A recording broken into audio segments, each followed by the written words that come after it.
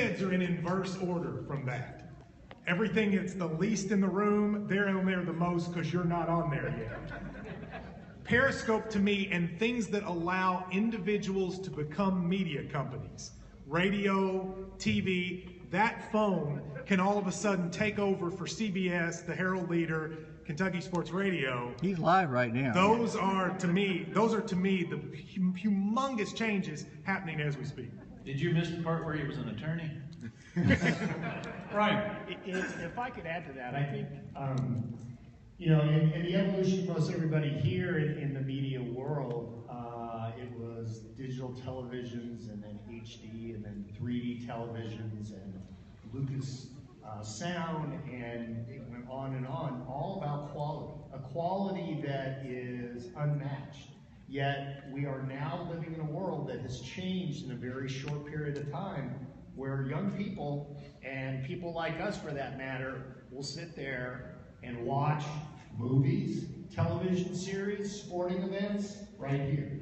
And that is the difference. It's almost like they've forgotten what an impactful experience it is to see some things in HD, or to see motion pictures on big screens with incredible sound. It's all right here. They don't have to go anywhere. It's right at their fingertips. Question for you, Brian, from the audience. If you had to pick one thing that's most likely to make a media group or a campaign fail, what would it be? To make it fail. Fail. We're talking fails. I think that, once again, you have a responsibility. And if for some reason you were to go out there and really make a big deal about something that was untrue, or certainly the truth was stretched to a great degree, the audience, the jury, is still very tuned into that. And they're very skeptical about anything that they see and hear, a lot of it because there are so many sources out there. If you go out and do something to that end, you have lost any sense of honor and dignity to them, and you will not have that viewer, that fan, whatever the case might be, any longer. Okay, and Chuck, can you take that one up? Yeah, I just want to add to that, actually, because I agree. But in my... we're going to Periscope you. Yeah, can you Periscope me for a minute, please? Thank you. Kind of hard to Periscope yourself. I could have done it. But to address this question, I think one of the most important things that a company needs to do is have established goals and objectives. I cannot tell you how many times I've worked with a company that's, oh, we're going to do this great media campaign, and we've got all these creative ideas. And the first question I ask them is, okay, so let's see, you're going to do how many tweets and Facebook posts and blog posts, and you're going to work with this blogger and da-da-da-da-da. We're going to be done in like 90 days. What's success? Almost inevitably, there is none. You get to the end of 90 days, you don't know if you're successful or not. And to me, I've seen multiple that, in my opinion, failed miserably because there was no established benchmark, goal, and those can be so easily done. It's interesting, in the main transport company in Dublin is quite a considered advertiser of the local newspaper company that we own in Dublin. Our advertising sales manager was in with them a month ago. To his horror, 90% of the previous budget has been allocated to digital. And borrowing somewhat on what Chuck was saying, my advertising sales manager said 90%. And the guy said, yeah, we really feel digital is the way to go.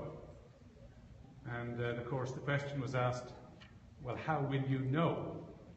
Now you could say it's bums on seats of the transport company's coaches, but really it's a case of the king's new clothes, because the marketing director plainly hadn't an iota. Hey Frank, I have a very short mention of that. Sorry for you. Yes, go ahead. The reason for failure is the lack of a champion. Lack of a champion. Lack of a champion. You mentioned 24 years ago, the Alltech Symposium.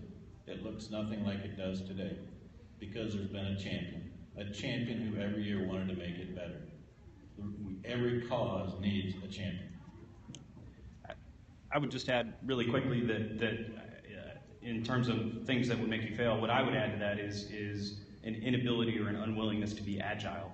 And I think to Matt's point, you know, if we were up here 2 months ago, we would not be talking about Periscope, nor would we have been Periscoping. I mean, and that is the pace at which these changes are coming at us. And heaven only knows what the next thing is going to be in 3 months that we'll be looking at. Good. Matt, a question from the floor for you. The attorney thing obviously got some attention. Obviously, people in the United States have the same vibe about attorneys as we have in Ireland. Oh, it's good. Matt, what lessons have you learned from not only changing careers to start KSR, but adapting to the changing whims of media and people? Well, I changed careers because being an attorney is really, really boring. But what I think the second thing is the most important. So the reality is, and I think Peter would agree with me on this, at this point, Kentucky Sports Radio, the blog, the website we have, it's one of the larger college sports websites in the country, and my big competition on a daily basis is really him. It's really the Herald Leader, the Courier Journal, and some TV stations. But what I don't have the staff they do. Okay, I don't know how many employees are at the Herald Leader, but I have 2 full-time employees. I might be adding a 3rd. And yet I have to compete with all these major media outlets. And the only way I can do that is 2 ways. Number 1, I've got to be more attuned to my audience, which has always been our success. We better knew what the audience wanted than the media outlets. But I'm going to give these people credit. They're getting better. These media outlets are a lot better at figuring out what they want. Newspapers are giving people a lot more of what they want now, and so they're better. But the number 2 thing is what was in that question. I have to be flexible to change. Early on, media saw social media, for instance, and said, oh, that could hurt our bottom line. That could make people not click on our site as much. And it allowed me to get on Twitter before they did.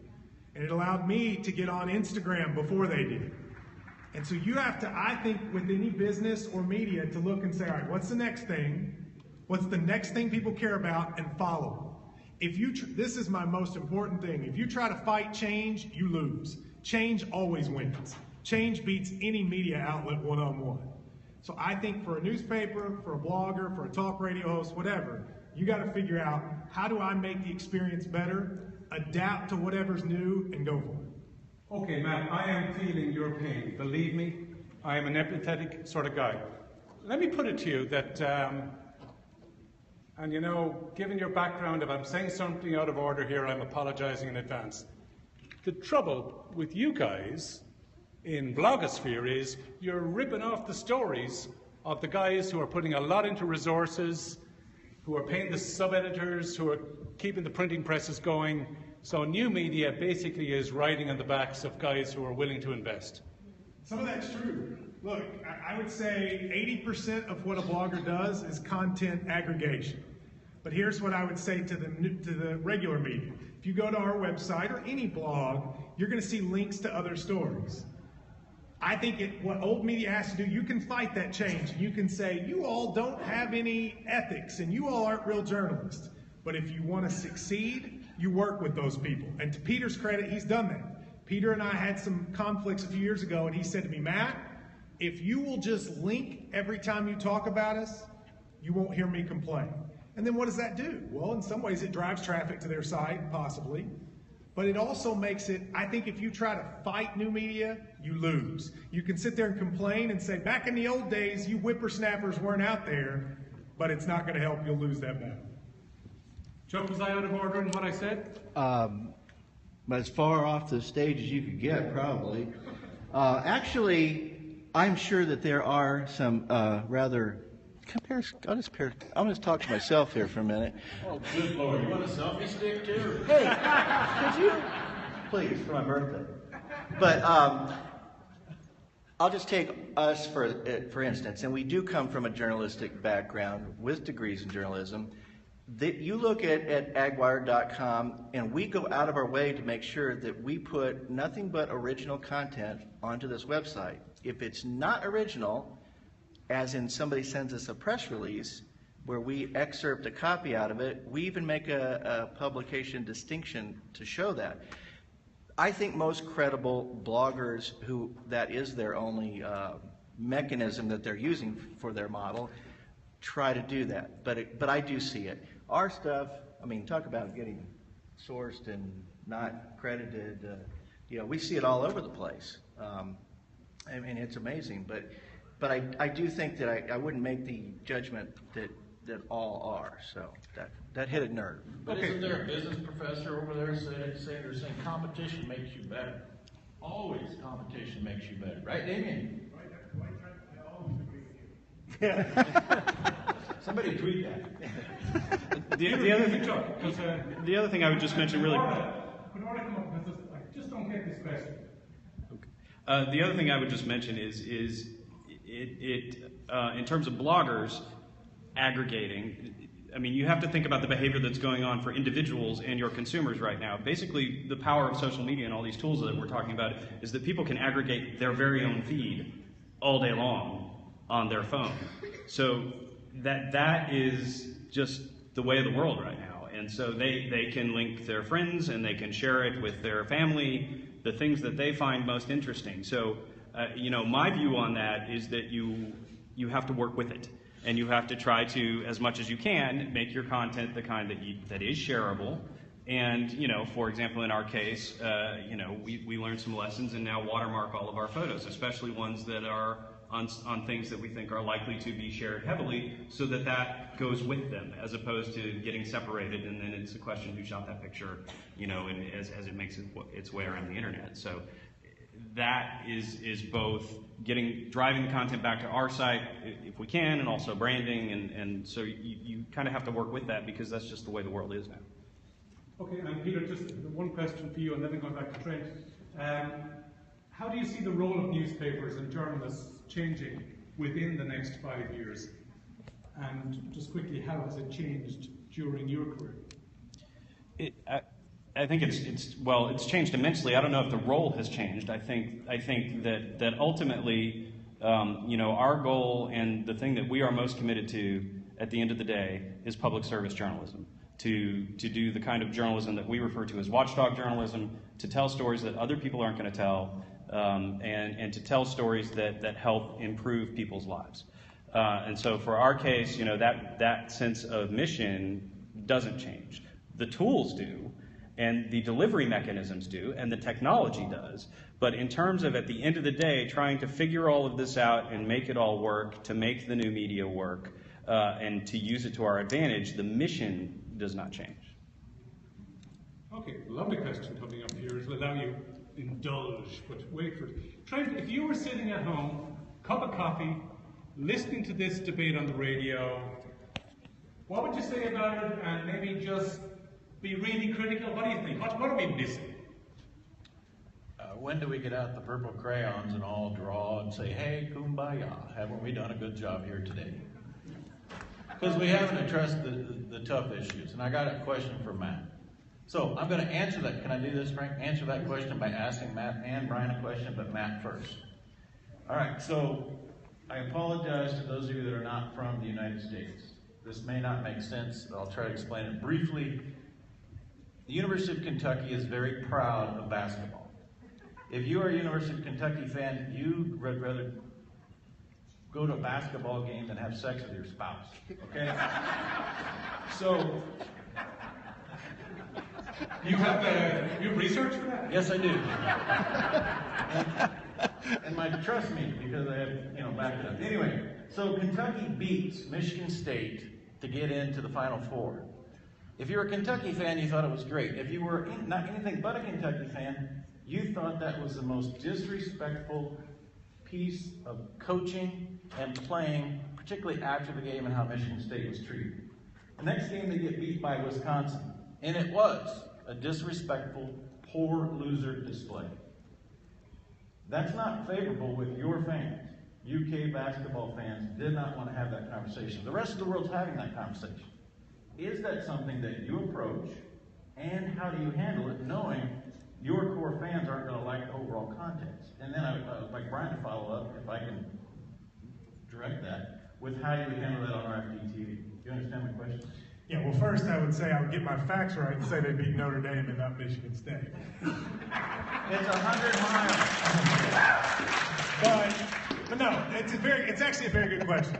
Sort of, you're kind of asking do you want to preach to the choir? And this goes back to my original point. Again, you all cannot like this if you want, but it doesn't matter. People choose their news sources, all right? Why do Republicans watch Fox News? Because they like what it says. Why do Democrats like MSNBC? Because they like what it says. So why do Kentucky fans listen to Kentucky Sports Radio and read me? Because they like what I say. So what I have to try to do is, I do feel a responsibility to be fair. I'm not going to just sit there and just spoon feed whatever. But at the same time, I have to understand my audience. Journalists don't like to look at things like a business. They don't. And in some ways, I wish they didn't have to. I wish we kind of had a model like the BBC where that didn't happen. But you know what? We don't. And so if I go on there after the Kentucky-Wisconsin game and I say, man, that John Calipari, he doesn't know what he's doing. First of all, it's not how I feel. But if I did feel that way, all I'm asking is for people to not come to my restaurant, to not come to my business, and to not come to my website. Now, people can say that's not journalism, and maybe they're right. But you know what? The people that are doing that, the fans, or excuse me, the outlets that go against their core audience are going to die. So what I have to do is balance it as best as I can. But the question, Matt, is... Well, I didn't agree with your premise that they acted that way. So I wouldn't say that because I didn't... Whether you agree with it or not, the rest of the world was saying that. Well, the rest of the world used to say it was flat. Yeah, well, that was before Twitter. But my point is, would you bring it up, and did you bring it up and have that discussion? Oh, of course you whether have you the agree with discussion. it or not? You have the discussion, there's no doubt. But I think the key thing for any media outlet, and I'm sure I'll let you talk, I'm sure you all do this, is figure out who your audience is and what do they want to know. My audience is Kentucky fans, and I say this all the time. My audience is Kentucky fans. Excuse my language. Pissing off Kentucky fans ain't good business for me. Should you challenge them from time to time? I'm not their dad. I'm their entertainer. So no.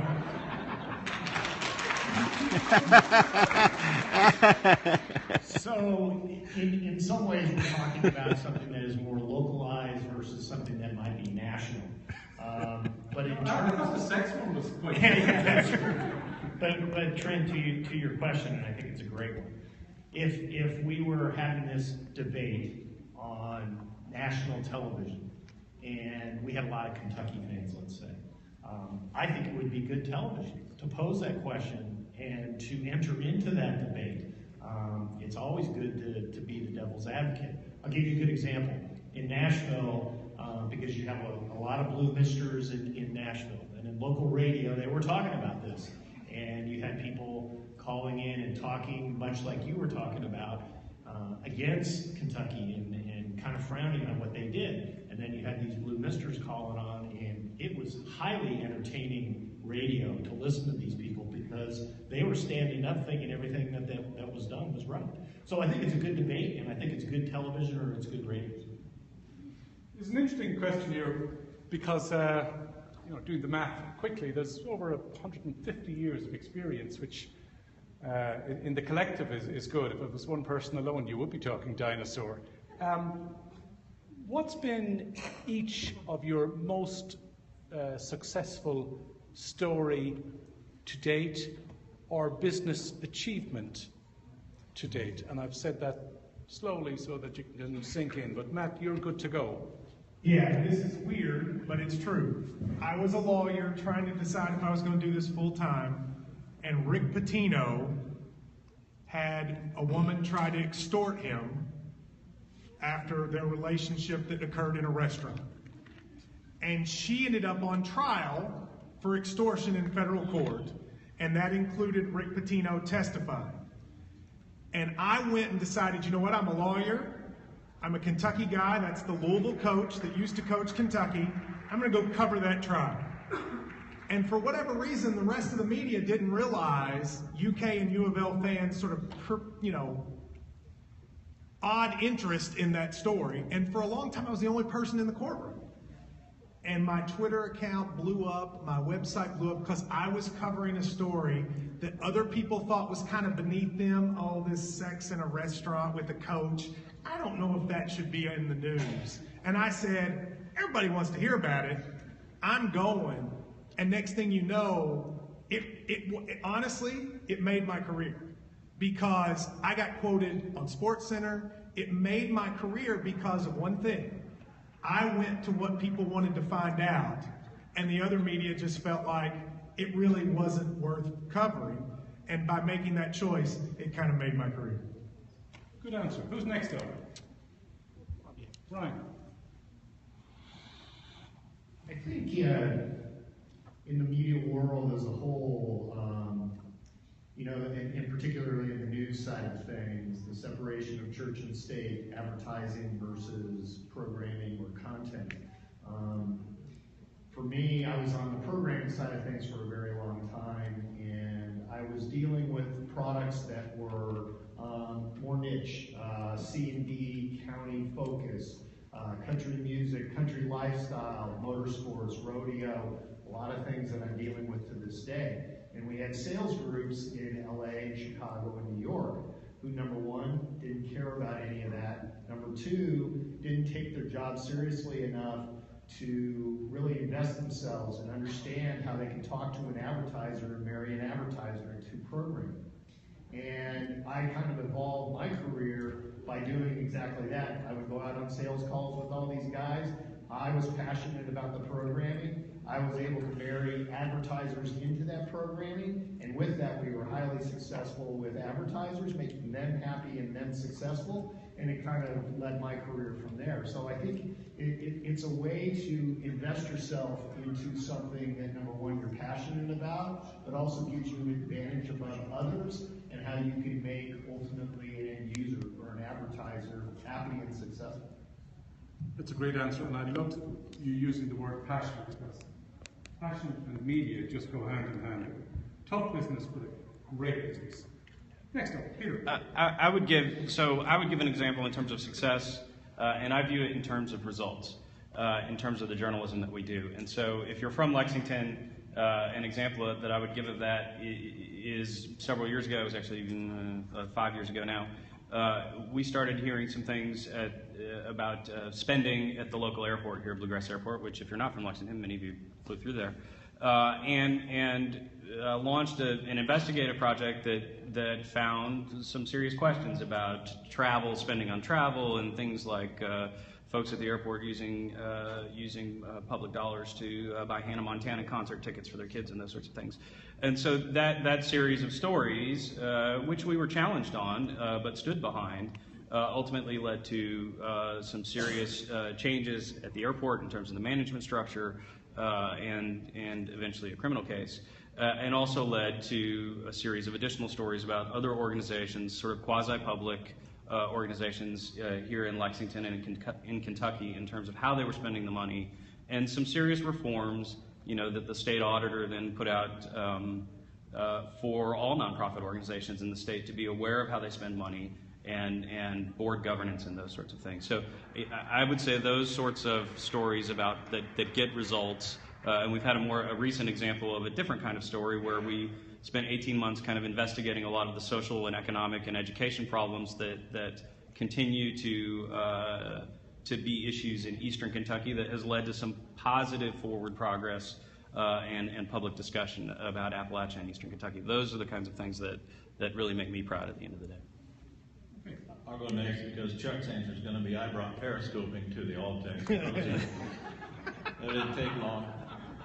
So, in my first year, 15 years ago, of doing radio, there was a guy who I was told to go ask to listen to him speak in St. Olaf College in Minnesota.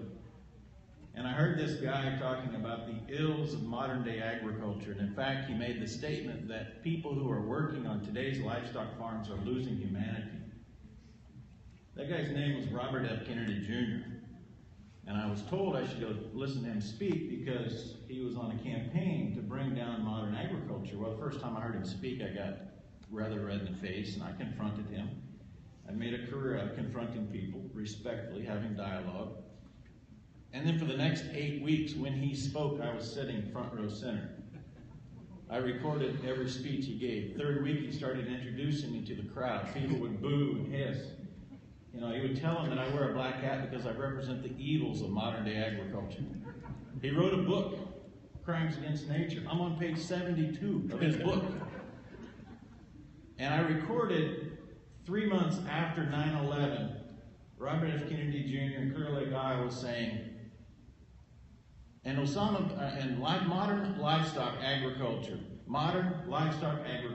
is a greater threat to democracy than Osama bin Laden. I had that on tape. And as recently as a year ago, Steve King, 14 years later, still played that audio in front of the U.S. Congress.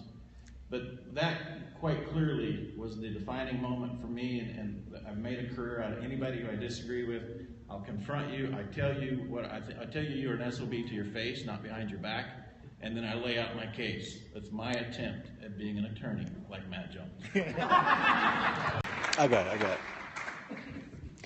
Well, I was kind of hearing earlier that sex kind of plays a role in some success here, and how do I work that into here? I mean, I have been in this business with my wife of almost 35 years now, and we've always worked together in our career. But no, there are really kind of like two little things here. One is, what is agwire.com? That website was not started with that name. Unbeknownst to me, it terribly offended somebody who had a company and a publication with part of the words that I used in my website name and theirs, and lawyers got involved, and so I changed the name of the website to AgWire. Best thing that I think that ever happened in our startup of our business.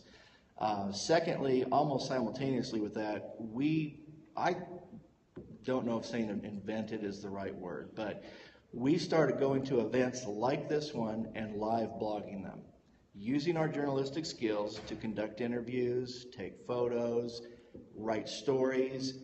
And once people saw that I could come into an event in 3 days, we do all these interviews, we walk away, it's all published and done. I mean, it's like it's happening now. That's driven our business, and that is our number one source of revenue to this day, over 10 years later. And I do have to add, I have tried and tried and tried to convince Trent that a white hat, it means good guy, but no. You'd think he'd learn. Okay, if you get that question next year, you can add self-periscoping to the list. That's right. Well, let's even be more of here's time, guys. Give us a run through. Where is your industry going to be? Your own particular part of the industry going to be in 5 years' time? How different from now? Brian. Great question. I was having this conversation with senior executive in the research side of the media business just last week. Fair to say, as I mentioned earlier, that the bigger players are leveraging themselves and spending lots of money to be sure that they are available on every possible platform that is there or emerging. I think the cable television business by that time will be a la carte to some degree or another. I think that over the top will play an amazing role, and like a lot of situations, it will be hard on the cable operators, the satellite operators, and the independents or the smaller companies. The conglomerates have the leveraging power to maintain. I think you'll see an erosion to some degree of cable networks and as compared to today as we move forward. And ultimately we have to find ways to be not only available to younger people, but relevant to younger people because they are the future of the media. Okay, Matt, I'm going to go back, and then I'm going to hand it back to Damien, and then a gentleman who was mentioned. mentioned as a champion. Dr. Lyons will be here shortly. Matt? Short answer is I have no idea. I mean, if you had asked me 5 years ago what would be happening now, I don't think anybody could know. You know, a huge part of my business comes from a blog. In 5 years, there may not be blogs like we look at them now. In 15 years, there may not be websites like we look at them now. It's a completely different world. I will say this is the one part that I'm always optimistic about everything. Here's the one part for sort of democracy and everything that makes me a little negative. I think there's so much noise out there that over time, people are going to all gravitate to the brand names, whatever those are. And those brand names may be, you know, CNN, they may be the New York Times, they may be Kentucky Sports Radio. But whatever the brand name is, people are just going to say, there's so much noise, I don't know what to listen to, that it will, I think, retreat back in some ways to what it used to be, where it's still a few things.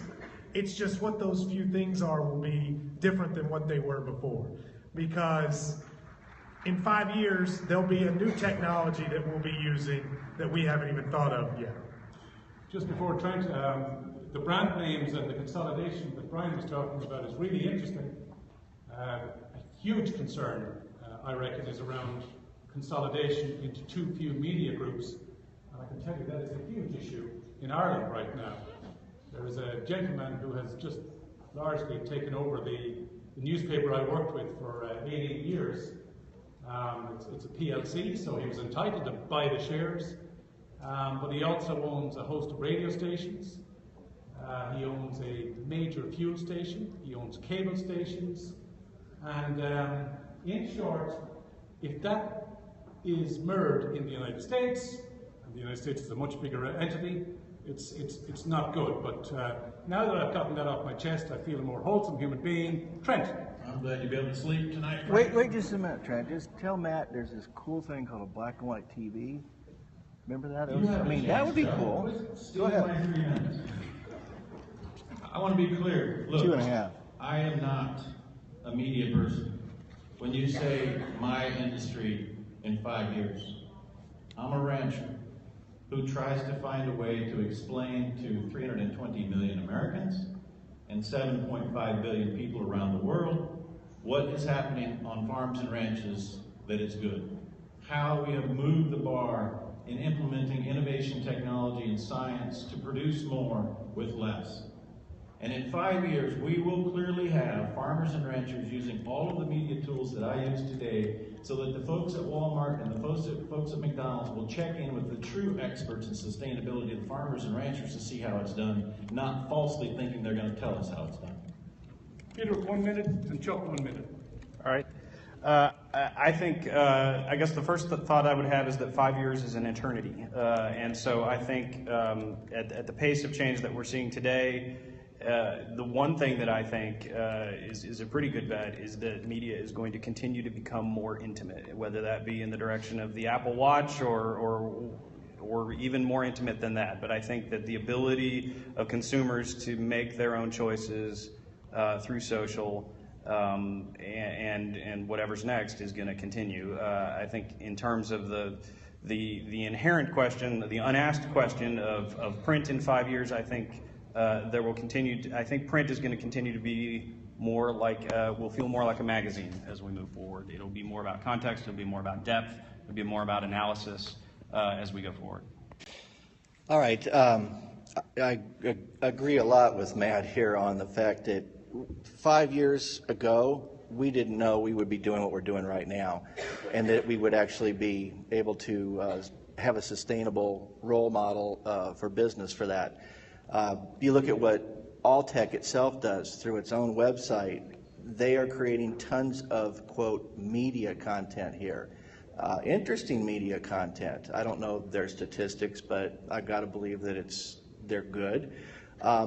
But right now, I am looking at the fact that things are just going to go more mobile.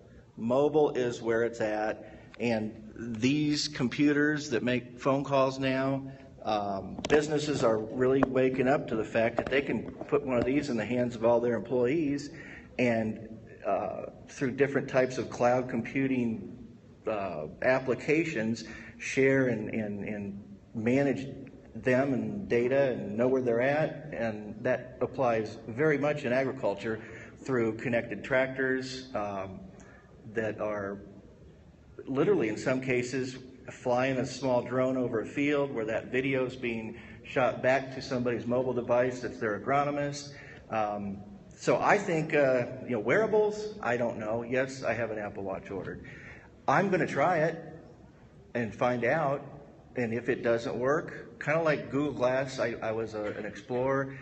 It was not quite ready for prime time. I don't know if that's still going to go, but it's fascinating what you can do with something that leaves your hands free.